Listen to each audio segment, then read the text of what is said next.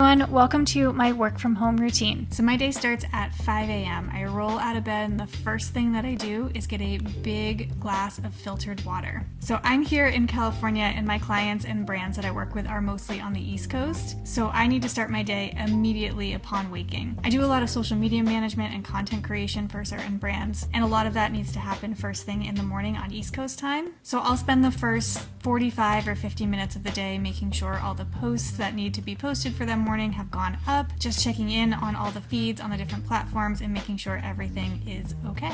And then a little bit before 6 a.m., I hop back in the bedroom and get dressed. I like to put on quote-unquote real clothes every day.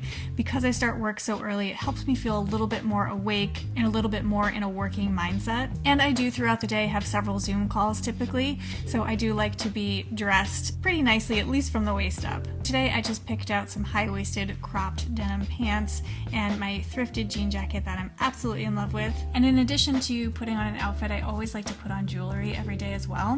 It just puts me a little bit more in the working mindset, makes me feel a little bit more pulled together. And I do keep my jewelry pretty minimal. Today I'm just putting on a few rings and a bracelet and my NORDGREEN watch. And that actually brings me very nicely into the sponsor for today's video, so thank you NORDGREEN for sponsoring this video.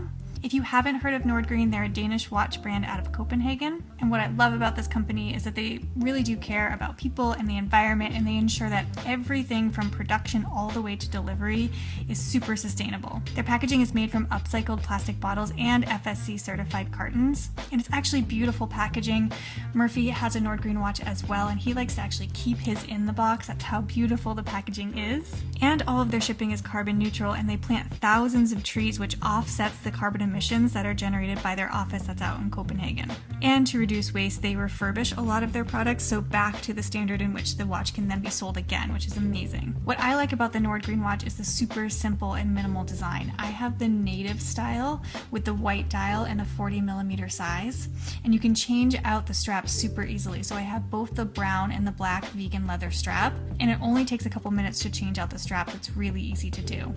Murphy has the Pioneer style watch with the black face and the black vegan leather strap. And then the last piece, and the piece that makes me feel really good about partnering and supporting NORDGREEN and wearing their products, is that they have a give back program. So they donate to 3 global NGOs, one that provides clean water, one for free education to children in India, and one that protects the rainforest in Latin America. And with every purchase, you can choose your donation to one of those 3 global NGOs. For our purchases, we both chose to donate to Cool Earth, so that protects 50 square miles of rainforest in Latin America. So if you're interested in NORDGREEN, you can get 15% off with the discount code that's down in the description box. If you're in the market for a watch, I would highly, highly recommend them. Alright, back to my morning and my work day. At this point, Murphy's usually up out of bed and usually on his way to work, so I can make the bed. I don't like to spend a lot of time making and fussing with the bed. It doesn't have to be perfect. I just like it to be a little bit pulled together. So I usually just pull up the duvet, fluff up the pillows, and throw our one decorative pillow on top.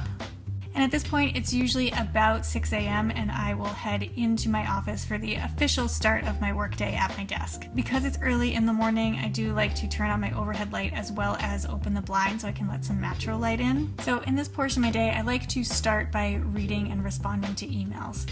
So I'll open any email, file away anything that doesn't need any action or response, and write back to anything that requires just a quick response. Any other email that requires additional thought or maybe a lot of time to gather the right information, or something that I don't have a response to yet, I will flag to respond to later in the day. And then once I've gone through my inboxes, then I like to make my to-do list.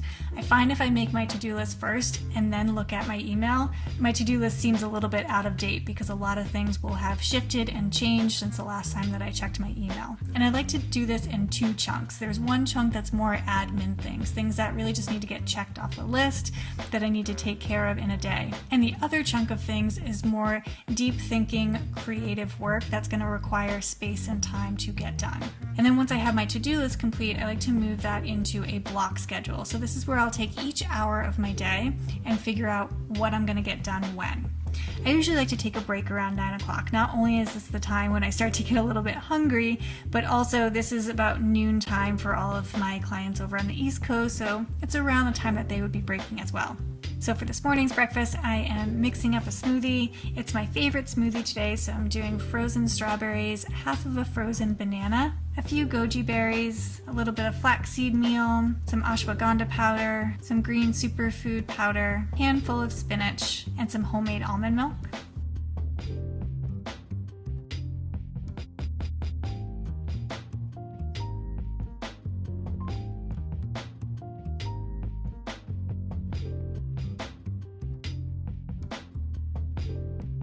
And one of the best parts about working from home is that you can really integrate your life into your workday. If I had to commute and go into an office, I would have to do things like vacuuming or dishes or laundry either before and after work. And what's so great about working from home, as I think a lot of people have discovered over the past year, is that there's a fluidness between your work life and your home life. So I'm taking this opportunity here to switch over my laundry from the washer to the dryer, and I'm pulling out a couple pieces that I like to hang out on the line to dry.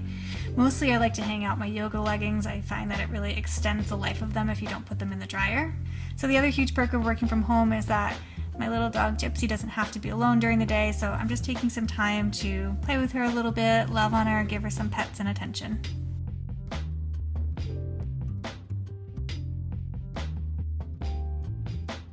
And then at this point, usually somewhere around 10 a.m., I'll sit back down and try and refocus myself. You can see here I'm still working on my first liter of water for the day. Sometimes that goes really quickly, sometimes like today, it's slow and hard to get it down, but I try and give myself a goal of drinking the entire thing at least before I eat lunch.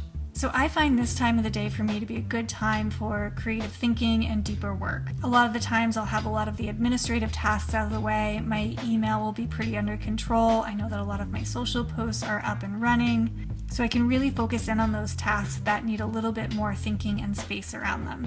And I think everybody's brain is a little bit different. You can figure out what time of day your brain feels most open to this type of work. And I will say this is a pretty ideal setup of a day. I don't always have the option to do this work whenever I want. Sometimes my day is too full with meetings. Sometimes there's just other priorities or urgent projects that take my attention away. But when I do have the luxury to design my day in whatever way I'd like, I do like to take that time right around 10 a.m. to dive into this type of work.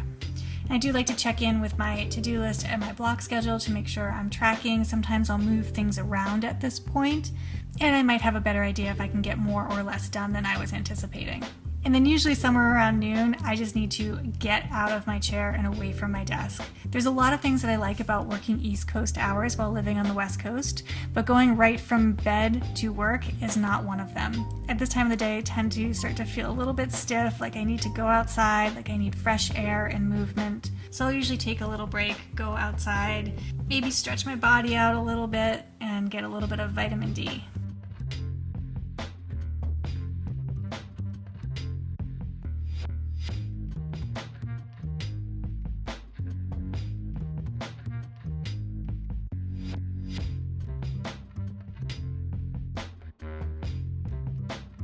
And then for the last couple official hours of my workday, I like to get out of my office. I don't really like to be in the same spot all day long, so typically I'll move into the living room.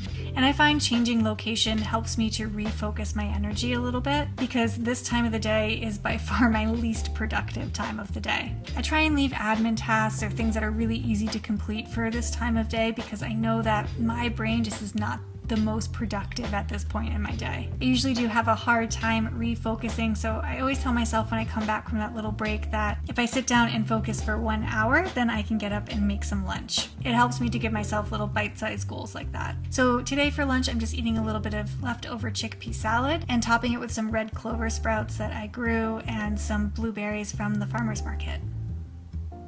And I know that this is a giant no-no and everybody tells you not to do this, but I do eat my lunch while I'm working most days. So I don't love to do this, but this is kind of what fits with my schedule and my hunger patterns right now. So it's not the worst thing in the world, but not my favorite.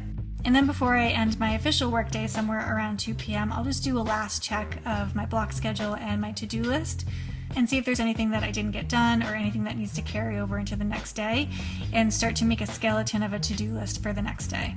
And I do really try and shut my computer somewhere around 2 p.m. Some days I'm more successful at that than others. But at this point in the day, I've put in a good 8 or 9 hours of work already, so I try and remind myself of that and try and stick to closing it down at 2 p.m.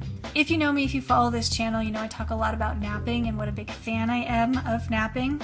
And usually somewhere around 2:30 is when I like to take a little bit of a cat nap in my day, usually somewhere from 15 to 20 minutes. But today I had a few errands that I needed to run, so instead of napping, I grabbed my things and ran out to do just a couple errands. My afternoons are typically dedicated to YouTube. The light in my house is really beautiful around 3 p.m. this time of year, so I like to take this time to film. If I don't have anything to film, I'll also take this time to plan, edit, or do some administrative tasks for YouTube.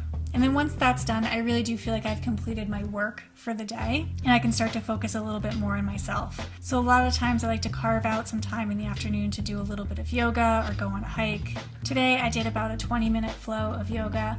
Honestly, this has been a really hard routine for me to get into and stick with. I really am a morning person. I love to do my movement practice in the morning and I've done it that way for many, many years. So this work from home routine that I'm in right now, where I'm waking and starting work around 5 a.m. is making it really, really difficult for me to figure out the best way to integrate movement into my everyday. But I'm trying it here in the later afternoon, and some days it feels really good and I want to, and some days I just am too tired and done with my day, but I'm trying to make it work. If you all have any tips or inspiration on staying motivated for an afternoon or evening workout, please let me know in the comments down below. I'd love to know how others make it work.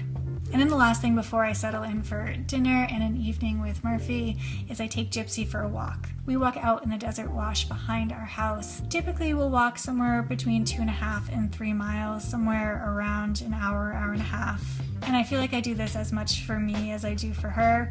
Being inside all day and sitting down in front of a computer, I really need to get outside for a good chunk of the day. Plus, Gypsy's got a lot of puppy energy in her, so it gives her an opportunity to run all around.